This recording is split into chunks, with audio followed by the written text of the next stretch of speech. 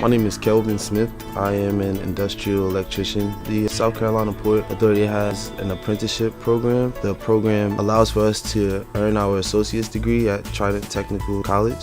It was a really great opportunity to learn a new skill set as well as learn with seasoned professionals. My daily job responsibilities include assisting other certified industrial electricians. Maintaining the container cranes is our biggest day-to-day goal.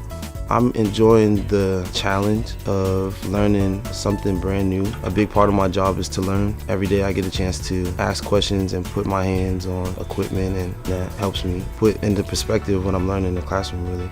The container cranes are definitely a major economic lifeline. And so our job as electricians, maintaining that equipment specifically, gives us a major part to play. And I do take pride in being a part of the team that maintains a really important role.